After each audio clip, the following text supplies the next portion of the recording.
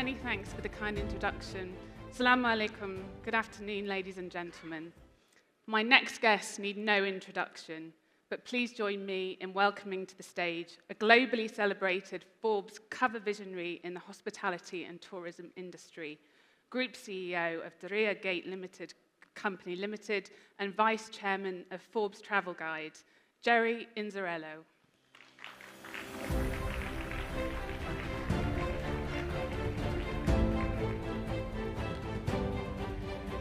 Please join me to welcome a recognised British entrepreneur and businessman, famous for his contributions to high-profile real estate projects and the globally celebrated One Hyde Park, the one and only McKenzie.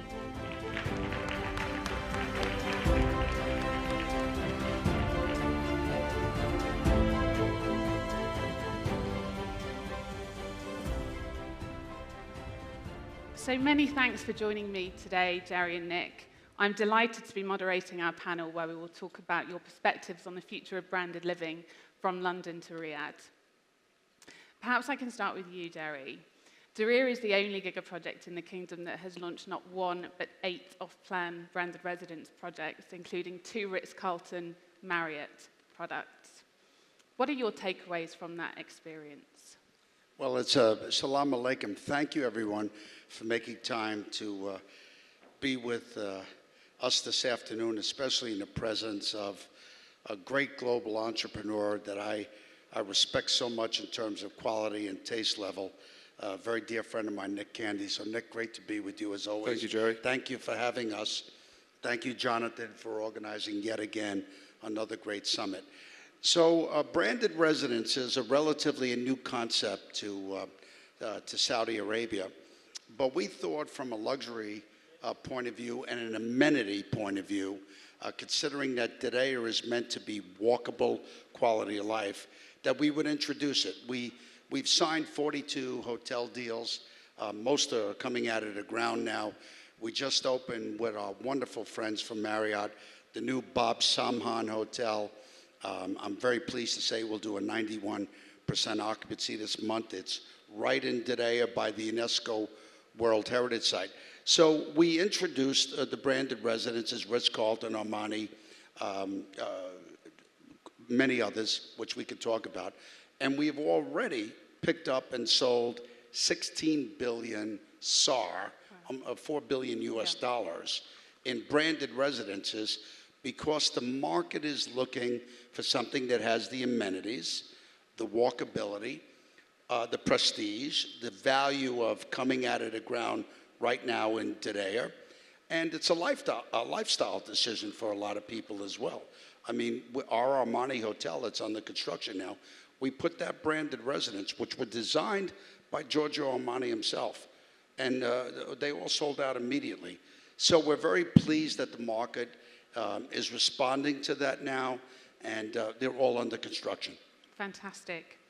Nick, One Hyde Park revolutionised the property market in London, breaking industry records and setting unparalleled new standards in luxury design and living. What did you learn from that project? Well, when I did One Hyde Park, I had no children and no wife. So I learned that I forgot all about kids and putting stuff in for kids and families. So I was going to build it again today. I would remember the children. And I think secondly as well, my father had an expression, and I said this the other day at the Milking Conference: quality is remembered long after price is forgotten. And whether you're in real estate or your other businesses, if you build quality, people will pay for it. Why do we spend more on suits than somebody else on suits, or shoes, or handbags, or whatever it is? Quality is remembered long after price is forgotten. And so what we tried to do at One Hyde Park was to increase the quality to levels never, ever experienced anywhere in the world. Fantastic. And we've seen the announcements about you coming to the UAE with your joint ventures with Modan and DWTC. Why are you coming to this region, and are branded residences your main focus?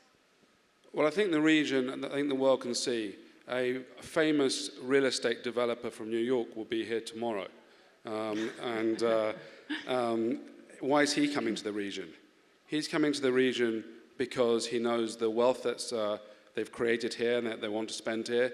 But the days of coming to this region, whether you're Blackstone or BlackRock or a pension fund or a hedge fund, and just asking for money to go back to your country are gone. Yes, you have to spend that money also in the region. Okay. Also, the region, some of the big projects in the West that we try to get done, whether it's building a new airport or infrastructure projects, because we have new governments every 4 to 5 years, we never get the big projects done. While here they can have a long-term vision and get the big projects done. And things like planning in the UK or entitlement in America, these have become enormous problems. Let's just take Bernard Arnault's Cheval Blanc in Los Angeles. He got permission for it. He bought up the land. He got permission to build a Cheval Blanc in Beverly Hills. And then it went to a referendum, and he lost it at referendum, and it's not being built. This is crazy. That is the only place in the world, apart from London, that could happen. Okay? So the days of getting planning permission in London, you can't build a flat in the city of Westminster larger than 2,500 square feet. So the rules, the regulations, the workmanship, all that's changed. And I know that people like to give the Middle East a hard time sometimes on labor laws and all sorts of other things, but they have visionary leadership, whether it's the ruler of Dubai, whether it's MBZ, whether it's MBS, the leadership is visionary, and the quality of the people, they put them around themselves. I'd love to have those in my business. Absolutely. Jerry, quality of life is a huge focus for the Kingdom and is part of Vision 2030. What will these branded residences create in Diriyah whilst preserving and celebrating the Saudi culture and heritage? Yes, so Diriyah, as you know, is the birthplace of the kingdom. It's the ancestral home of Al Saud. It is the cultural epicenter of culture, history, and diplomacy. You know, we'll have, as Nick said, we'll have the president with us tomorrow at Diriyah. So now, through Vision 2030, before Diriyah broke ground, one of the quality of life benchmarks was to allow everybody in Diriyah, really all Saudis, to encourage them to be outdoors 3 times a week in some sort of physical activity. It could be horseback riding, biking, jogging, skateboards, picnicking with your family. But His Royal Highness wanted everyone outside. Now that's got challenges because there are the months here where the weather is quite uncomfortable. So all of the Giga projects have taken elements of sustainability to make it comfortable, like our brothers and sisters did in the Emirates where it's 365. Now, through Diriyah, through our master plans, we have the Western Ring Road, 8 lanes plus 2 emergency lanes. We have King Khalid Road, which runs through our master plans, which is 6 lanes and 2 emergency lanes. So the Crown Prince gave us some extra funds to build elbow tunnels, which we did, finished the Western Ring Road, and we built massive parks, massive, over them. So now people can be outdoors. So now in our 14 million square meters, 14 by 14 million square meters, all of it in the Crown Prince's vision is all interconnected. You can cross over any highway, anything, if you want to walk or jog or walk to work. So Diriyah is meant to be a cultural expression celebrating the 300 years of Saudi Arabia, but a walkable, pedestrian-friendly city and tourism global meeting place where people can visit. We redid the UNESCO World Heritage Site. We reopened it in 2020. We've already welcomed 3 million visitors. Last night, between today, our UNESCO site, Bajeti Terrace, our wonderful district with the 20 restaurants, and now our new Zalal district that we just opened soft, we'll open it officially in September, we had 11,000 people visit us last night. But it's meant to be quality of life. So if you're in those branded residences or the non-branded residences, which I'm sure we'll talk a little bit about later, you can walk to pray. You can walk to visit your neighbors, 30,000 residences. You can walk to work, walk to school, 2 major universities. We core drilled through 10 million cubic meters of rock underground to put 60,000 parking spots. We finished that job. We're fixing it out now. We already have 6,000 of those 60,000 spots operating, right? So this is all quality of life because we want to make it an urban experience with a unique personality, with all of the amenities, 500 shops, 100 restaurants, 42 new hotels, 30 cultural institutions, the new Kingdom of Saudi Arabia Royal Opera House, stunning. Prince Badr's brilliant Kingdom of Saudi Arabia Contemporary Art Museum, the new King Salman Mosque, 20,000 seat performance arena on our new boulevard, Jadad Al Saud. It is going to be just amazing based on quality of life. Fantastic. Nick, One Hyde Park is a brand in itself.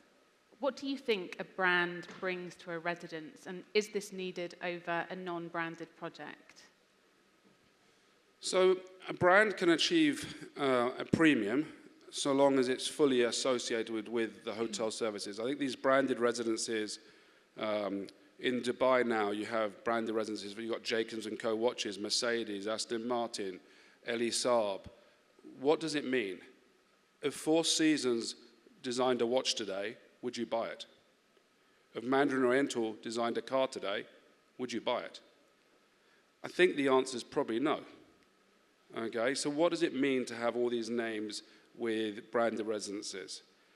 So the brand is one point of it, but I have something called the candy layering effect to get to the premium pricing. Because you can't just go, oh, I'm going to charge $3,000 a square foot because you feel like it. You have to justify it to the purchaser. So if I have a better location than Jerry's residence, would I get 10% more? Potentially. If I've got a better architect, would I get 5% more? If I've got better interior designers, would I get another 5% more? If I had a proper arts and culture integrated into the scheme, would I get a premium? And so we take all these different, and then we go into the materials, the quality of the materials, the joinery, the marble, and then we go into the services, yes? Having services where you have a standalone residence, let's just call it St. Regis, and there's no hotel anywhere near it, that's not branded residences. That's what I call buying a fake handbag. It's mimicking the authenticity of something else. Okay? So I'm very strict on what a branded residence means. If you do branded residences well, you can move the market. We did it very well in London. We moved the market from roughly £1,500 to £2,000 a square foot, all the way to £10,000 a square foot. So the way you move a real estate market is not pushing it from the bottom. You pull it from the top and you bring everything with you. That's how you move the market. And so here in Diriyah Gate, as they start to achieve numbers that they haven't seen in Saudi before, they're achieving it with brands, with the best location, brand new product, brand new infrastructure, brand new everything, with walkability, with cultural, with all these things that Jerry's talking about. You can move that market, and it can be doubled, it can be tripled than what it is already, yes? But you have to be able to justify it to the purchaser. Thanks, Nick. That's really interesting. Jerry, Diriyah is also bringing to Riyadh thousands of unbranded residences in the Diriyah 1 and Diriyah 2 master plans. Can you provide any updates or insights on this? On the unbranded, non-branded residences that are coming into Diriyah 1 and Diriyah 2 master plans? Yes, this is a very interesting question. We're preparing an ecosystem for 100,000 people. And eventually, this will include 30,000 residences. We wanted to do two things. A, and this is His Royal Highness's genius, we wanted to test the high end of the market just to see what the high end of the market was. And even though the comment sounds very obvious, it's a brilliant comment, what Nick says about luxury being pulled up, not yanked up from the bottom. So we saw that, and I have to say that when we first put the branded residences on sale, I was a little bit concerned if we were pushing the market too much, but the market responded, right? But now it's very interesting because people see Diriyah out of the ground. They can see it. They can feel it. There's a lot of confidence that what you could buy, you could, if you go by the Ritz-Carlton residences now, the superstructure is up, right? Yeah. You can see it. Yeah. You can come to our fabulous sales center and see all the branded residents. So now what we're seeing is that in Diriyah 2, you have the Silicon Valley of the Kingdom of Saudi Arabia, 500 tech companies, 100 media companies, and 50 entertainment companies. So what we're seeing now is not only Saudis proud of Diriyah and knowing that it's beautiful, which it is now, and buying residences, we're finding a great number of Saudis that live in cities that do business all through the kingdom that want to have a residence in Riyadh, if you're in Dammam, if you're in Jeddah, right? But now we're seeing something very interesting, almost 11%. Saudi was always very lucrative to the other 5 GCC countries, shopping, buying other residences.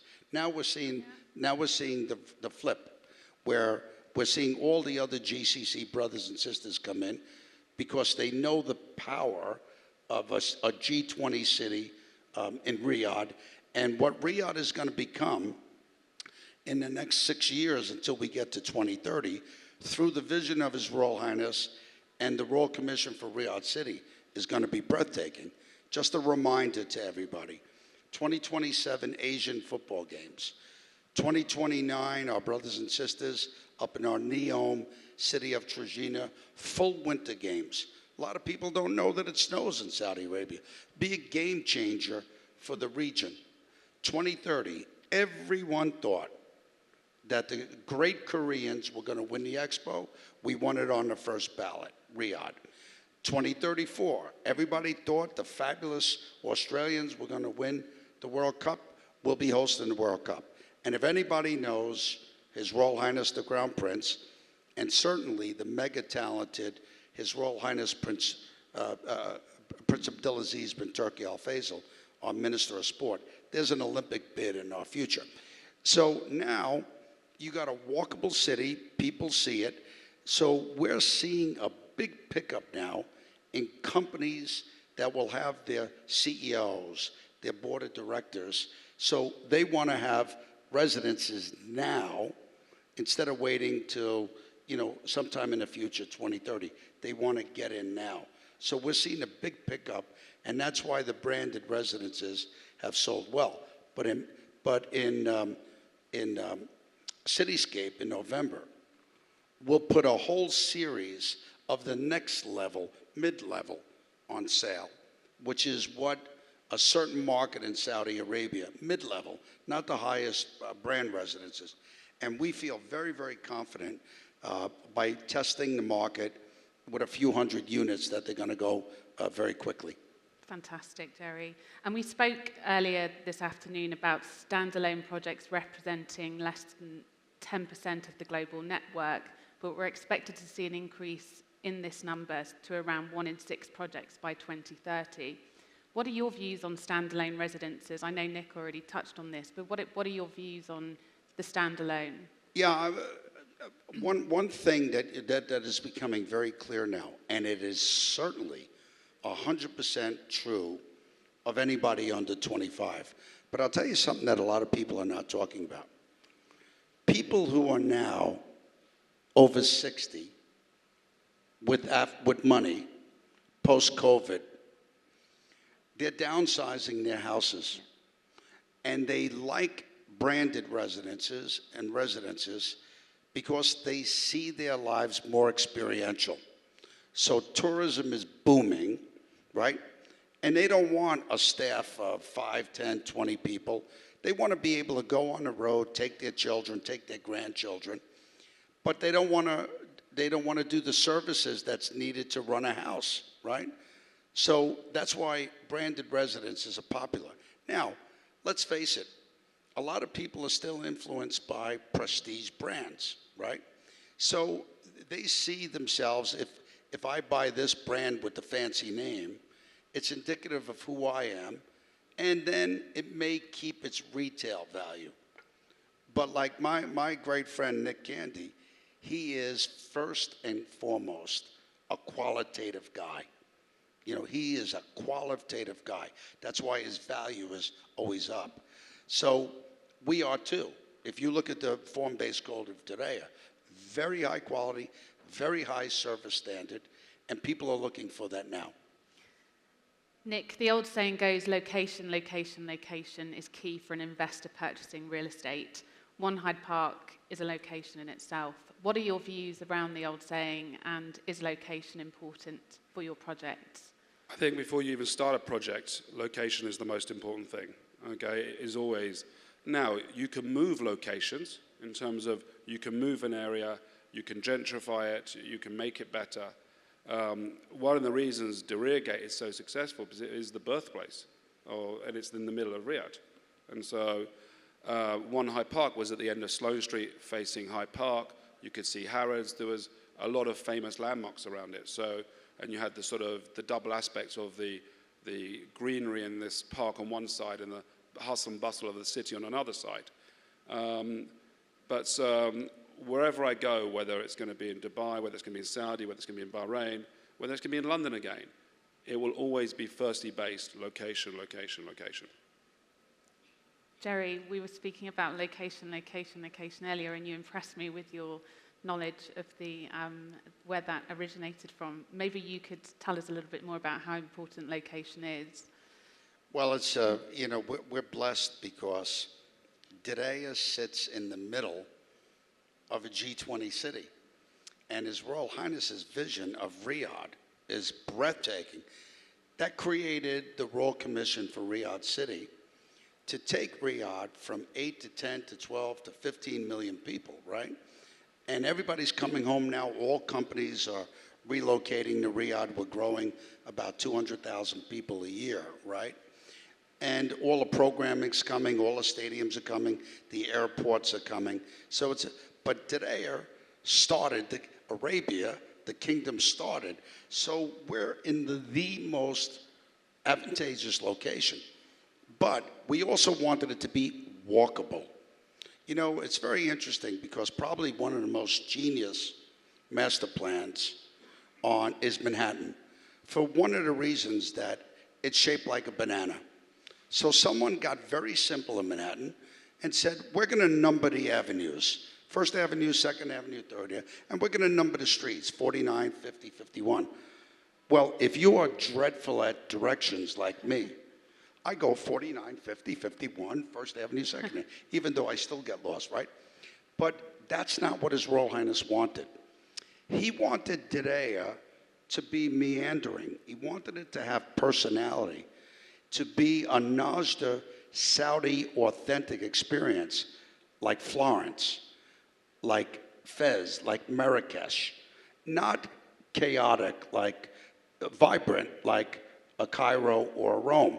That's why we put all the infrastructure underground. Tour buses, Uber, 60,000 parking spots, all deliveries, all go up, so people can walk. So sustainability, we will have in Diriyah 5 metro stations, if you include the 2 that connect us to King Saud University. 144 electric bus stops in Diriyah. 60,000 parking spots, right? In addition to the residences. So we want people to be outdoors. We just finished planting 6.5 million trees, bushes and shrubs in the Wadi Hanifa. So location is already there because it's one of the most famous locations in all of Arabia. Amazing. Nick, we're seeing many international developers coming into the region. What sets you apart, and why should investors buy one of your products? So I spoke earlier about quality. I think the most important thing about quality to begin with is the quality of the partnership, who you're doing business with. And I've chosen to do business here in the Middle East with governments or the sovereign wealth funds or great partners like Diriyah Gate. I want to have the best of the best, where integrity is second to none, the quality of what they're building is second to none. And so the projects I've chosen to do, and the first big one will be announced hopefully in the next 4 weeks, has all been around quality of partnership. Because you get the quality of partnership right, you'll get the quality of product right. And maybe, Jerry, I can turn to you to talk about the partnerships with the private sector. We're seeing a lot more of that in the kingdom. Can you provide any insight? Yes, it's a very exciting time for us now. You know, it's interesting because prior to COVID, I would say foreign investment and GCC investment were very interested in Diriyah because they knew of its historical value, and they knew eventually people were going to come. So we had a lot of interest, especially equity interest. But then COVID came. And COVID was really interesting because now that I look back, we didn't lose one contract. But I'll tell you what happened. All the CEOs of the company said, you know, I don't even know what my earnings are going to be for the next 2 or 3 years. So before I determine my equity position with you, we're in, but we can't tell you for another 2 to 3 years. But we held everybody. But now that everybody sees His Royal Highness vision, no longer theoretical, actual, and could see people enjoying themselves, living, raising their families, and seeing all these great giga projects around the kingdom, especially what's happening in Riyadh with King Salman Park, the Misk Foundation, diplomatic quarter, Diriyah, which is going to be spectacular, right? So now everybody's coming, right? So all of a sudden now, like we did a great deal at FII with probably one of the best Italian developers who came in to do a hotel with us and now is doing a joint venture with us on 138 villas. We have a partner from Colombia, wanted to do a hotel, now doing several things with us. So we're seeing a lot of foreign investment because these entrepreneurs now know that their investment is safe, especially because you have the footfall in the mother city. Absolutely.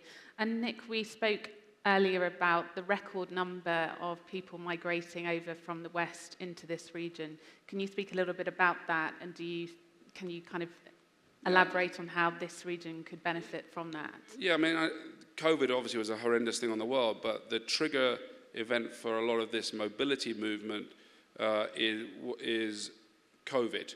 In COVID, a lot of people moved to the UAE. They realized the quality of life, the infrastructure is amazing. Let's just talk about infrastructure for a second. We've been discussing, I think, a third runway at Heathrow Airport for 25 years. His Highness, the ruler of Dubai, decides to build a new airport, invest 35 billion and 5 runways. I mean, we can't compete. It's impossible. Yes, they have big vision. They get things done. They put their money where their mouth is. I mean, so wealth mobility started in COVID. It's continued because of lack of values in the West. The values we once cherished in the West, you're more likely to find them in the Middle East today. Crime is out of control. Punishment for crime is not there. So what Jerry and I grew up with being scared of doesn't exist today. If you turn up in the UK, and I've seen it firsthand, I was knocking on doors for my sins up in Runcorn the other day. I went from Paris seeing LVMH to Runcorn, which is next to Liverpool, to Los Angeles. It was quite an interesting 3 days. But I was knocking on doors in Runcorn, and it shocked me that I was in the United Kingdom.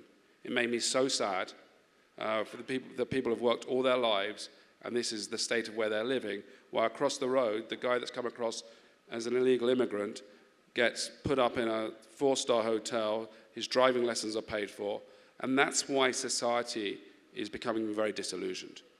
And while you come here, as I said, no crime, infrastructure amazing, quality of life amazing, entrepreneurship thriving, allows you to be an entrepreneur. It's not just rich people that come into places like the UAE and Saudi Arabia. It's the young entrepreneur from a city like Manchester or Birmingham that wants to be an entrepreneur, wants lower tax rates, and sees the infrastructure and the ability to do that and not get punished better in the UAE or Saudi Arabia. And that should really frighten the West. We are, in my opinion, in the UK, we're on life support. By the way, I have to do a commercial because our great 55 million square meter King Salman Airport will have 6 runways. Amazing. Always one up. Jerry, with these record number of people moving into the region, do you see the ownership of residences opening up to non-GC citizens, particularly given the recent relaxation for premium residency holders in the kingdom? Yeah, well, this is very exciting because all the laws are changing.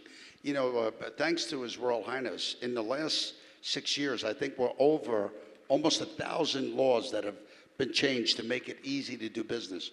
You look at the reforms in the Ministry of Commerce, Ministry of Investment, Ministry of Finance. It's getting easier and easier in very, very, very fast time. So now housing, obviously Saudi could own whatever they want. If you have a permanent residency, now you can own. Yeah. Now if you're an investor in the kingdom, you can own. But the way our laws are written, I think in a very, very short period of time, very short, you'll see the kingdom where anybody can come.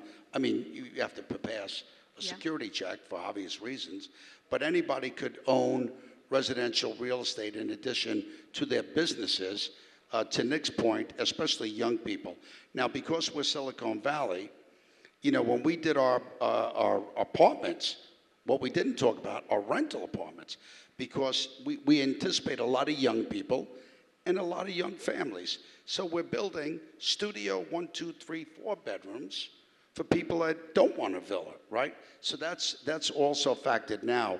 So the laws are changing quickly. It's getting super easy to do business, super easy to establish a business, and now super easy to get a residence. Sign me up for a branded residence in Diriyah, please. Final question to both of you. If you had, let's go for 500 million SAR, where would you invest? Where would you put your money, Jerry? Can I go on that? 500 million SAR? Yeah. I think I might buy a parking spot at One Hyde Park. It might not be enough. It might have been. 500 million SAR will get you a beautiful place in Diriyah. We are looking at the needs of, first of all, our Diriyah community. 14% of my staff are from Diriyah, right? So the needs of the Diriyah community, young people, a lot of people starting out, right? So you're going to have beautiful accommodation, and I would put that money here, because by the time Vision 2030 celebrates that benchmark, those values are going to be much up. Yeah. Nick, where are you putting your money? Well, I've put my money where my mouth is, and I've come to the Middle East. So I'm doing projects in Dubai, Saudi, Bahrain, and hopefully soon Abu Dhabi. Fantastic. Ladies and gentlemen, please join me in thanking the esteemed panelists.